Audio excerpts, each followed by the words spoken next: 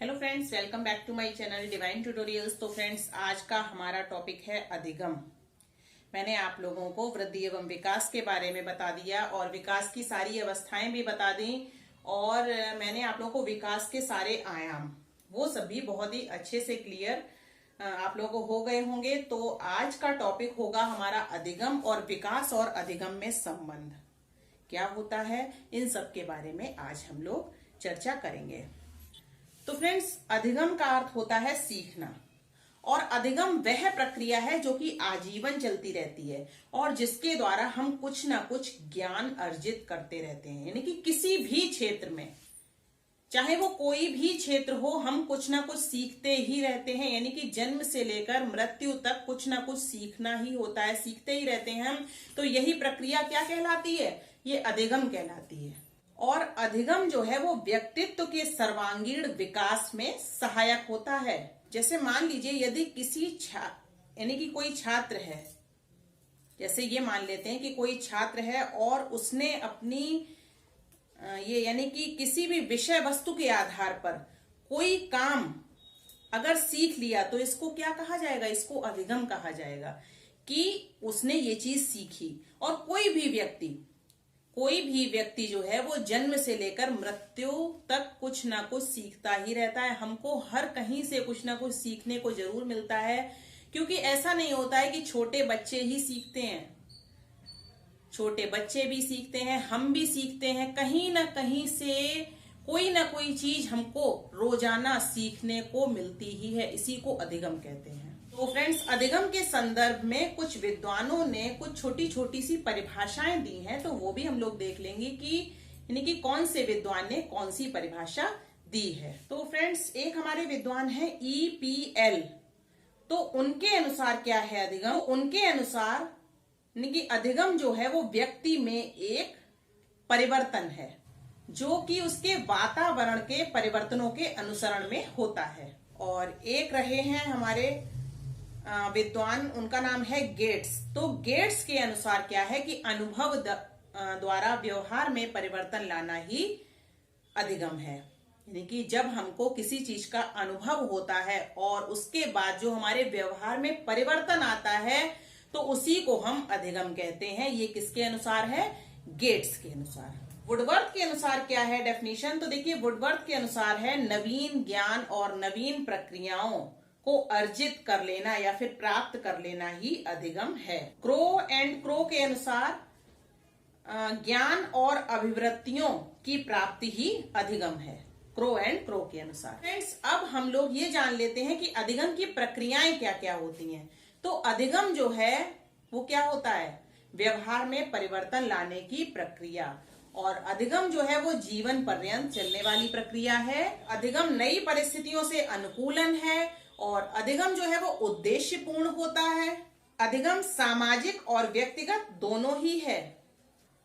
अधिगम ऊर्ध्वाधर होता है और अधिगम द्विपक्षीय होता है। अब हम लोग ये जानेंगे कि अधिगम को प्रभावित करने वाले कारक क्या क्या हैं। तो फ्रेंड्स, अधिगम को प्रभावित करने वाले कारक में सबसे पहला नंबर का कारक आता है बालक का स्वास्थ्य। क्योंकि हम लोग ये जान लें कि अगर देखिए बालक का स्वास्थ्य अच्छा नहीं है, बालक का स्वास्थ्य अगर ठीक नहीं है तो वो अधिगम नहीं कर पाएगा। अगर वो किसी भी रोग से पीड़ित है या फिर उसे कोई भी बीमारी है, अगर उसका स्वास्थ्य अच्छा नहीं है तो वो अच्छी तरह अधिगम नहीं कर पाएगा, यानी कि अच्छी तरह कोई भी चीज सीख नहीं पाएगा। तो इसका सबसे ज्यादा प्रभाव किस पर पड़ता है? अधिगम पर, यानी कि बालक का स्वास्थ्य। ठीक है, जब तक स्वास्थ्य अच्छा नहीं होगा तब तक हम अधिगम अच्छे से नहीं कर पाएंगे। अच्छा, इसके बाद आता है दूसरे नंबर पर विद्यालय का वातावरण। तो देखिए, विद्यालय का वातावरण जब तक अच्छा नहीं होगा, जब तक ऐसा एटमॉस्फेयर नहीं बनेगा कि हम कोई चीज सीख पाए, तब तक हम अधिगम नहीं कर सकते। और जब ऐसा एटमॉस्फेयर बन जाएगा, यानी कि स्कूल का ऐसा एटमॉस्फेयर होगा, तो हम उसमें अच्छी तरह अधिगम कर पाएंगे और सीख पाएंगे। फ्रेंड्स, आती है देखिए तीसरे नंबर पर विषय वस्तु की प्रकृति। तो देखिए, विषय वस्तु की प्रकृति जो होती है वो कैसी होनी चाहिए? वो होनी चाहिए बालकों के हिसाब से, यानी कि मतलब विद्यालय में ये जो बुक्स होती हैं उसकी कैसी विषय वस्तु कैसी होनी चाहिए, यानी कि बच्चों के हिसाब से होनी चाहिए, जिससे कि बच्चों का अधिगम अच्छे से हो सके। उसकी प्रकृति ऐसी होनी चाहिए कि बच्चों को अच्छे से समझ में आए। ठीक है, तो अगर ऐसा नहीं होगा तो वो अधिगम ठीक से नहीं कर पाएगा। इसके बाद आता है अभिप्रेरणा। तो अभिप्रेरणा का मतलब क्या होता है?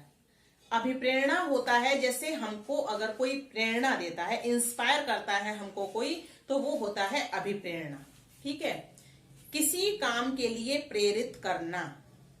तो फ्रेंड्स, अगर हमको इंस्पायर करने वाला कोई अच्छा होगा, मतलब कोई ऐसा इंसान होगा जो हमको अच्छी राह दिखाएगा, तो हम अधिगम अच्छे से कर पाएंगे। तो अभिप्रेरणा भी जो है वो अधिगम को प्रभावित करने में महत्वपूर्ण भूमिका निभाती है। तो अधिगम जो है वो अभिप्रेरणा से भी संबंधित होता है। अब आते हैं अधिगम के नियम। तो फ्रेंड्स, अधिगम के नियम जो हैं वो दिए हैं थॉर्नडाइक ने।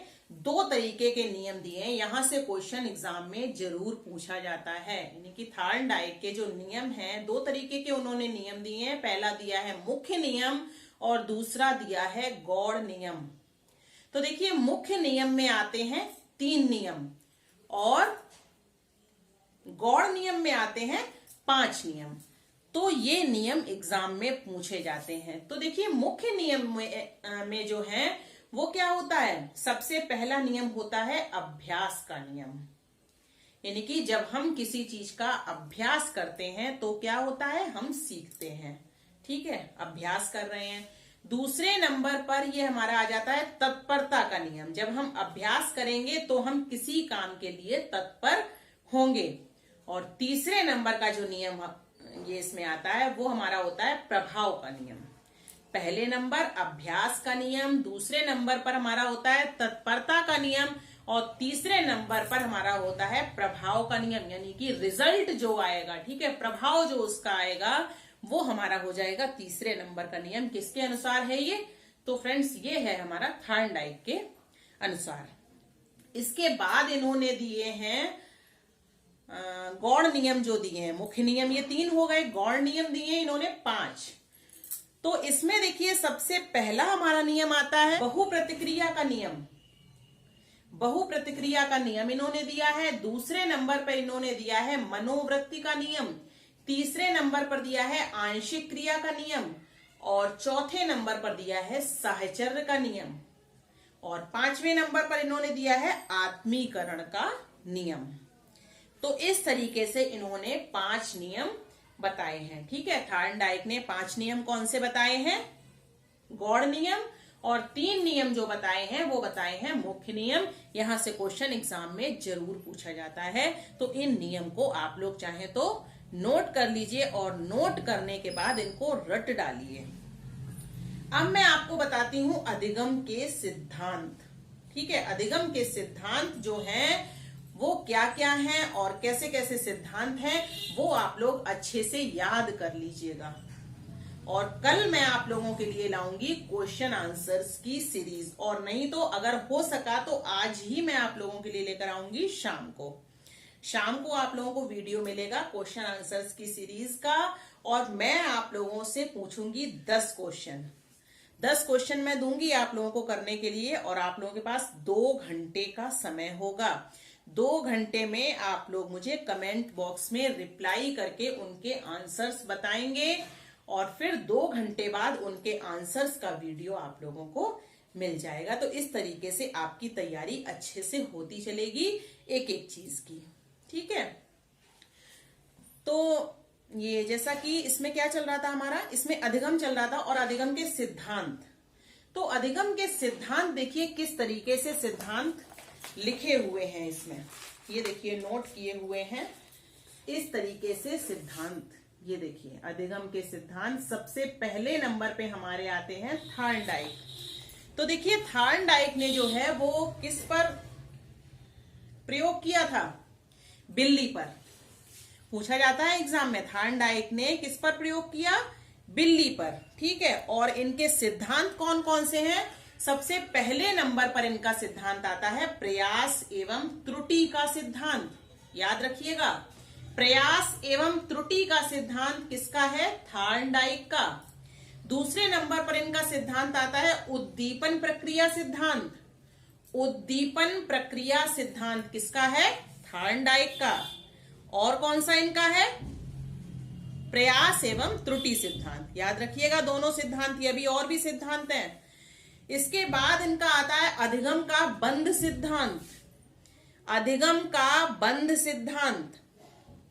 और फिर इनका आता है संबंधवाद का सिद्धांत और है संयोजनवाद का सिद्धांत। इस तरीके से देखिए, ये है इसमें,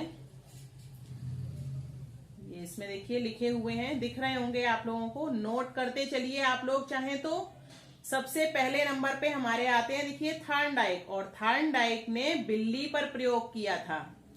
सबसे पहले नंबर का सिद्धांत इनका आता है प्रयास एवं त्रुटि सिद्धांत। दूसरे नंबर का इनका आता है उद्दीपन प्रक्रिया सिद्धांत। फिर आता है अधिगम का बंध सिद्धांत। इन सबको चाहे तो आप लोग नोट करते चलिए। फिर इनका आता है संबंधवाद का सिद्धांत और इसके बाद में इनका सिद्धांत आता है संयोजनवाद का सिद्धांत। ये सारे सिद्धांत किसके हैं? थॉर्नडाइक के। अब हमारे आते हैं पावलव। तो पावलव ने किस पर प्रयोग किया था? कुत्ते पर। इन चीजों को याद रखिएगा।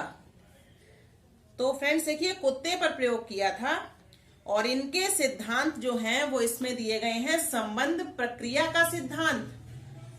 ठीक है, पावलव ने किस पर प्रयोग किया था? कुत्ते पर। और इनके सिद्धांत कौन कौन से हैं? इनका सबसे पहले नंबर का सिद्धांत है संबंध प्रक्रिया का सिद्धांत। फिर इनका सिद्धांत आता है अनुकूलित अनुक्रिया का सिद्धांत। फिर नंबर आता है शास्त्रीय अनुबंधन का सिद्धांत। फिर इनका सिद्धांत आता है प्रतिस्थापक का सिद्धांत। एक बार और बोल रही हूं, सुन लीजिए। संबंध प्रतिक्रिया का सिद्धांत और अनुकूलित अनुक्रिया का सिद्धांत। इसके बाद आता है शास्त्रीय अनुबंध का सिद्धांत और फिर इनका आता है प्रतिस्थापक का सिद्धांत। अब आते हैं C.L. हल। तो C.L. हल ने किस पर प्रयोग किया था? बच्चों पर। याद रखिएगा, C.L. हल ने बच्चों पर प्रयोग किया। और सबसे पहले कौन आए थे हमारे? थॉर्नडाइक। थॉर्नडाइक ने किस पर प्रयोग किया? बिल्ली पर। फिर कौन आए थे? फिर आए थे पावलव। तो बताइए पावलव ने किस पर प्रयोग किया? कुत्ते पर। Very good. इसके बाद हमारे आते हैं, देखिए C.L. हल। तो C.L. हल ने किस पर प्रयोग किया था? बच्चों पर। और इनके सिद्धांतों का क्या क्या नाम है? पुनर्बलन का सिद्धांत। दूसरे नंबर पर इनका सिद्धांत का नाम आता है व्यवस्थित व्यवहार का सिद्धांत। व्यवस्थित व्यवहार का सिद्धांत। तीसरे नंबर का सिद्धांत इनका आता है प्रबलन का सिद्धांत। प्रबलन का सिद्धांत C.L. हल ने किस पर प्रयोग किया? बच्चों पर। सबसे पहला सिद्धांत इनका कौन सा है? सबसे पहला इनका सिद्धांत है फ्रेंड्स पुनर्बलन का सिद्धांत। दूसरे नंबर का सिद्धांत कौन सा है? व्यवस्थित व्यवहार का सिद्धांत। फिर है प्रबलन का सिद्धांत। याद रखिएगा। अब आते हैं कोहलर। कोहलर का नाम तो सभी ने सुना होगा। कोहलर ने किस पर प्रयोग किया था? चिंपांजी पर। चिंपांजी पर इन्होंने प्रयोग किया और इनके भी सिद्धांत एग्जाम में पूछे जाते हैं। कौन कौन से सिद्धांत हैं? सबसे पहले नंबर का सिद्धांत सूझ या अंतर्दृष्टि का सिद्धांत।